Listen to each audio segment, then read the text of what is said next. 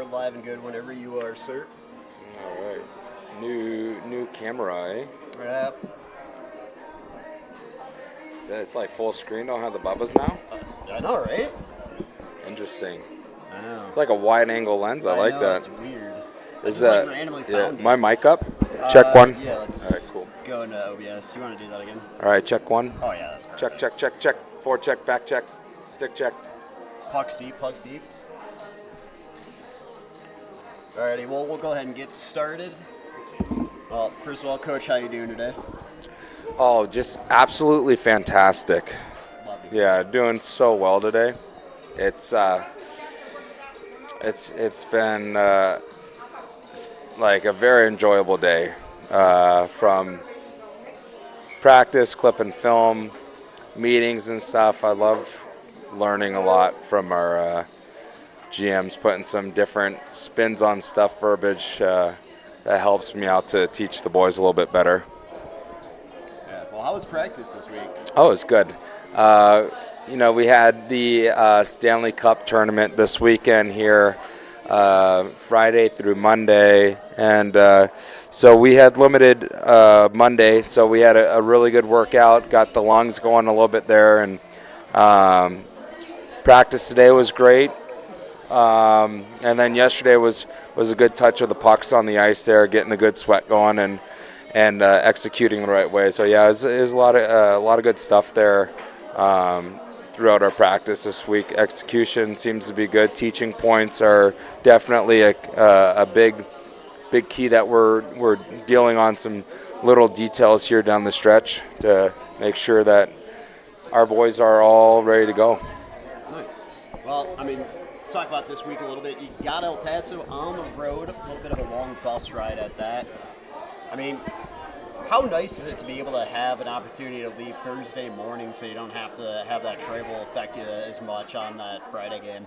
Yeah, that's you just want to get there as soon as possible and make sure that everything's going accordingly. We got a winter storm coming in through, but I don't believe that's going to really hit till Friday night, Saturday, and into Sunday. So step one is just getting there, and it doesn't look like we have any weather issues going on our way there to El Paso, so that's good. We'll skate in the morning actually tomorrow before we head out, and there'll be one last touch of the pucks there before our pregame skate on Friday, and it'll be good because the guys are going to be waking up at 6 a.m. to go touch the ice, and so we're going to be waking up before probably any team in the division on Thursday to touch the ice, and excited to get there. It's always a great crowd there. It's good energy building. If there's a place that you want to play against with some good atmosphere other than our barn, it's probably El Paso. It's good to have those the fans and the crowd right on top of you, and it's good for the guys to fight through a little of that the background noise there. You know what I mean? So that's for us. That's what I love going there. Family's there, so I always got good support, and my Mama Leo, she's always cooking for the boys every time we go there. So post-game meal. Leo's on it, and she's got some real treats for the boys this time around, and some good roast briskets, and with me being that being my Mexican side of the family, she knows how to cook it up on the Mexican food, firsthand. So I'm excited to be there. I'm excited to get there. So yeah, we'll get there tomorrow afternoon. And we'll just go from there, minute by minute, hour by hour, and take it day by day as we go through to El Paso. Yeah. Well, first of all, of course, I know the guys are going to love having the food again, this time in El Paso. I tried a little bit of it last time, and that was phenomenal. So, but talking about El Paso, one thing that I was going to ask you is it is always a packed crowd there, and it's very loud. What are some ways to kind of combat that where it doesn't bog you down and affect your gameplay? It's just starting on time, and I think the last time we were there, we didn't really start the right way both nights, and I think second time around.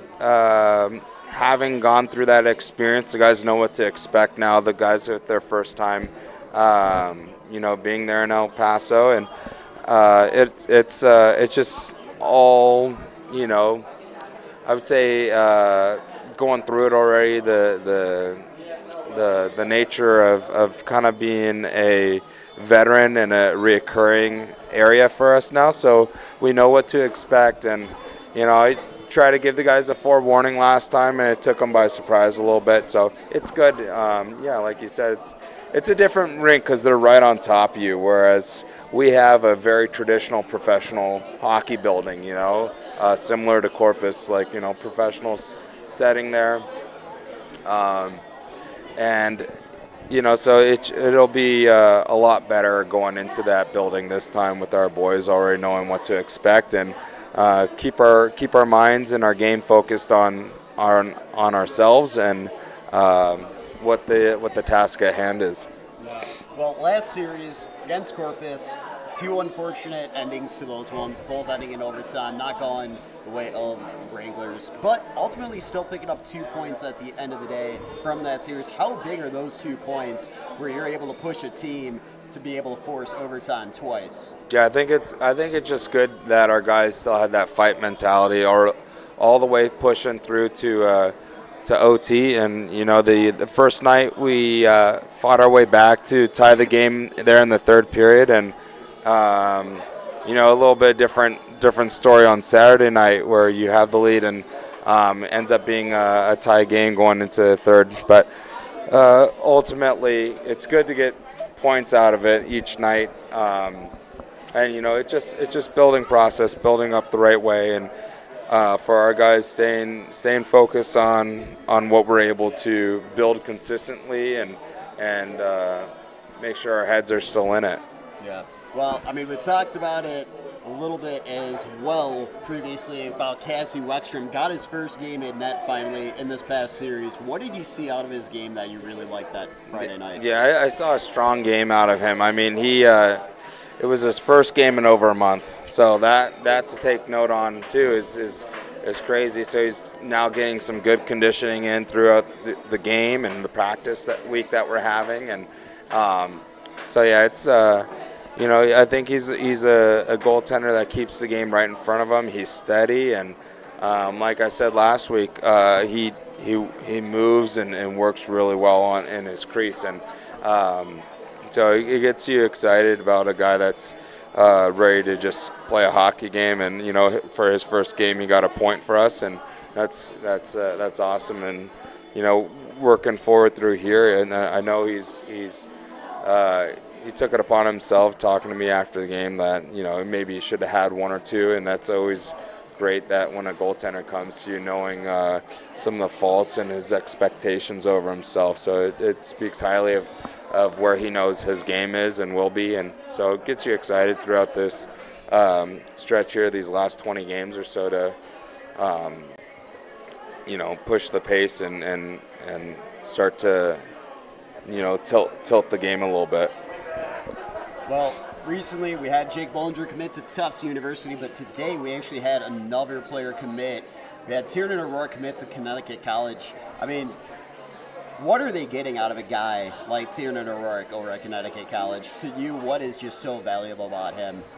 I think O'Rourke he's fought through a lot this year. He went from really putting his head down and getting the work, where he started off of the year, undecided on himself and what he wants to be and do, and he really simplified his game a little bit more here, and became a defenseman and very much relied upon in almost every situation in the game. And credit to Tiernan for just fighting through and putting in the work each day to get his opportunity to stay in the lineup consistently. And that's what Connecticut College is going to be getting. They're going to be getting high-end D that is going to make sure that he's hard to play against, defensive-minded, and he's been doing a great job at owning his role as a shutdown D and trying to make that part of who he is as a player. Yeah. Well, another player we got here tonight besides Cassie Weckstrom is Jake Fortin. What is it that makes Jake so valuable to this Wranglers side? You know, Fortin is a guy that you see off the ice that does a lot of the right things, and he does a lot of things the Wrangler way, and so I think that's a very valuable part of our culture and what we want here. We want good human beings, and Fort's he fits that mold really well. You know what I mean? And so, like he does a lot of the right things off the ice, and man, does he put his heart out there on the ice when he's playing too. So he's one of those guys that is excited when we score and uplifting on the guys when we get scored upon, and you know, like he's a very big energy bug on the bench too. And if you pass over him and it's the next line, he is going to be cheering that line on. And he's just one of those team guys that really helps encourage and basically amplify the energy in the room. And he's really good at getting excited in the right way. And that's one thing that's, I think, very valuable about Fortin, you know, as a player and as a person. Yeah, I mean, there's the picture of him on social media cheering his billet around at the Stanley Cup tournament. Yeah, I mean, that just tells you a little bit about who he is, right? Like, Yeah. he's going to support anything and everything around this organization. Yeah, just a great kid. Going to his Billet Brothers championship hockey game there. I was there, too. It was an exciting game. And Sutsy said it best, too, like in the announcement after that game, because I think it was a 6-7 final right around there. So, and, you know, like it was a 2-goal hockey game, I think looking like it was like 6-4, and then it ended up being 2 back-to, and this is the last 2 minutes the game provided. Then it was 6-6. And then with like 43 seconds left, you had the game-winning goal. And so within the last 3 or so minutes, you had 4 goals scored. And it was just exciting watching that 10U hockey game. But yeah, it was. I mean, you see him out there. I saw him across the way clapping and getting up a little bit, getting excited. So yeah, he's great kid to have around, and I think that's a kid that'll do anything that the team asks of him. Yeah, I mean, quickly before the last question, we got to give a shout out to Caitlin. She did such a good job putting Unbelievable. on that tournament. I mean, Unbelievable how much job. work goes into that, and Yeah. how smooth it went. I mean, we heard it the other day, Yeah. just how great the feedback was. So yeah, I talked to dozens of parents through all throughout the tournament, of all the way from 8U up to the 14U, and it's funny, the comment I had is had one parent, the only downfall was they're at the Civic Center at a 8 a.m. game and they're not selling beer there. That I thought that was hilarious. I had a sense that parent was joking, but I couldn't tell. It's like one of those things. Like I don't think he's joking about that, but yeah, I mean, she did an unbelievable job, and then all those behind the scene there who helped her out. We had you had Toby, Gareth, all those working at the ice ranch and operating that. And then the last day there, Britt was putting in the work there at the ice ranch, and Sutsy was making sure everything was running smoothly there at the Civic Center. And then hats off to those guys, because you can't get that whole operation to work and that tournament to work without a person like Caitlin. It's just fantastic job, and she worked her heart out, and she made that. You could say that tournament is her baby, and she did exactly what she needed to. She worked for it, she nurtured it, and made sure that it was living, breathing, pooping, and burping at the same time, and she did an awesome job at that. So hats off to Caitlin and the crew there that all worked and contributed. Just an awesome. You look back at stuff like that, and that's the loving part of where you reflect and like that's why I want to be a part of this organization. That the stuff that they're doing is, you want to be around the people that work like that, and it's just a contagious energy that you find yourself like. I was there my daughter had a game, 6 a.m., 7 a.m. game there on Sunday, and after the game, you're asking around, is there anything I could do? So I start lifting the nets, just doing it makes you see the work they're doing. You want to make sure that they're not overwhelmed, and you're trying to help out as much as possible. And Stearnsy even jumped in there on Sunday, did an unbelievable job just helping out here and there. I know on that Monday he was rocking the tunes up there in the booth and did a great job there on the championship games. So yeah, just a lot of people working the right way, and good job, Caitlin. Hope you see this, but good job, Caitlin. You did an unbelievable job. Well, I mean, you talked about it, just the hard work that is going in from everybody. I mean, I think about it, like when we're on the road especially, it's like so infectious. Like I'll see Stearnsy up, like, because we room together, and it'll be like 4 a.m. and he's still over here looking back at the game and everything, and it's just like, he's a worker, man. I'll sit there and I'll be like, oh man, like that's the kind of guy that any organization would be so lucky to have, because I mean, at the end of the day, he's putting in the work where he's sacrificing his beauty rest. But, I mean, he's still waking up, ready to go, despite being up till 4 or 5 in the morning, clipping everything. And I think that's the thing that, like Austin and Brady have said before, it's really the work that people within this organization put in that just separates it from others out there. I tell Stearns he's got to pump the brakes every now and then, because he's got to know when rest is a weapon. Like, I need you more fresh than the video clips. I could handle the X's and O's and show some video here, but he works hard. He wants to prove a point that he wants to do things the right way, and he does. So I've been very appreciative of what he's doing and the work that he puts into. Well, last question for you here. Top Prospects is coming up. Takes place in Plymouth, Michigan. And obviously, what does it take for the guys on this team to show you that they deserve to go represent the Amarillo Wranglers at Top Prospects? Yeah, I know. Like, the league, it seemed like the league did it a little different this year on the nominees and everything like that. So, I mean, I think we have 10 players officially nominated for that, so hopefully, fingers crossed. We know 2 for sure are going to be getting in. We pray for more for guys getting opportunities and everything like that, but it's exciting for those guys to have that opportunity and go to Michigan and try to be seen by all these schools and scouts and everything like that. So it's pretty big time. It's exciting for them, and hopefully we get some good selections out of that that the league picks upon on the nominees. Yeah. Well, I know it's a little different on the broadcast side how they choose that. They take 2 broadcasters, and they actually take 3, have 1 do reporting. So waiting to hear back on that. Put my name in that. So hopefully we'll see it here. It'd be awesome to get to go with some of the guys, but yeah. Okay, well, El Paso coming up. For them, a lot of how they operate, and what I've noticed the most, and this will be the last question, is they really like to pinch their defensemen high. You got a game plan for that? Yeah, I mean, they do a lot of different looks, and for us, we focus on what we're going to be doing a lot and countering that stuff.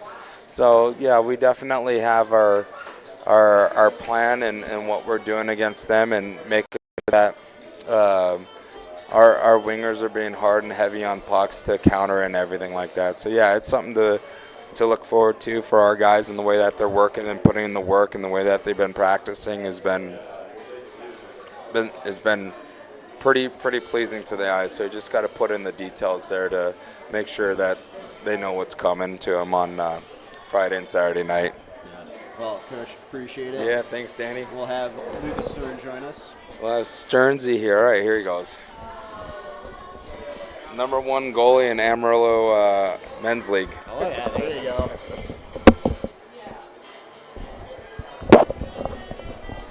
Well, obviously, first question now, because you're the number 1 goalie in Men's League. What's the stats looking like?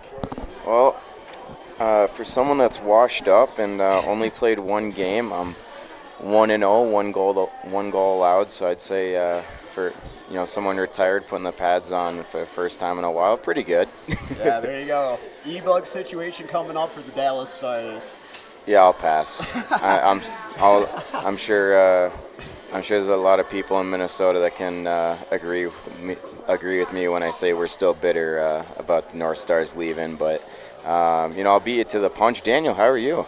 Oh man, beat me to it. I'm doing all right. Well, it's probably the first day since Thursday. I was nursing a flu since Thursday last week. Today's the first day I haven't felt absurdly garbage, and I'd tell you, trying to do 2 broadcasts when you have a flu is probably one of the worst things of all time. I think doing anything with the flu is the worst thing of all. No, so the voice was just absolutely fried come Sunday, but feeling good, ready for this weekend. I mean, really excited. I think El Paso has probably been one of my favorite places to go all season long. Just the environment there from the fans is so good. It's probably one of the best road atmospheres I've seen in this league for sure.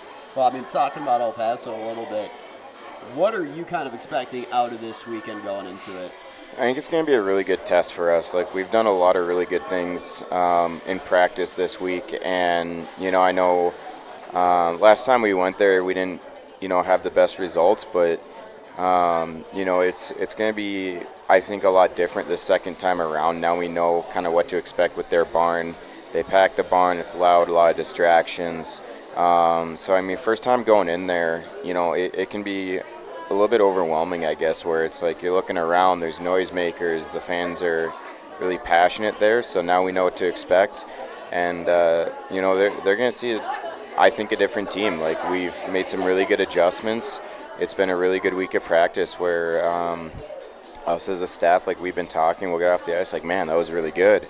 So I think it's really, the boys are hungry to get back after it and, kind of have a rematch, not just from the last series that we had against them here at home, but, kind of go and show, like, hey, like, you're going to see something you haven't seen before. And I think it's really going to be a good test, and I think it's going to be a good series, honestly. Yeah. Well, the word that has kind of floated around from the fans when I've talked to them over the last few weeks is the word unlucky, and they kind of feel like we've gotten hard done by some results in this new year where it really feels like we've had some games where we should have been able to get all 2 points, whether it's been due to penalties, empty net goals going against us.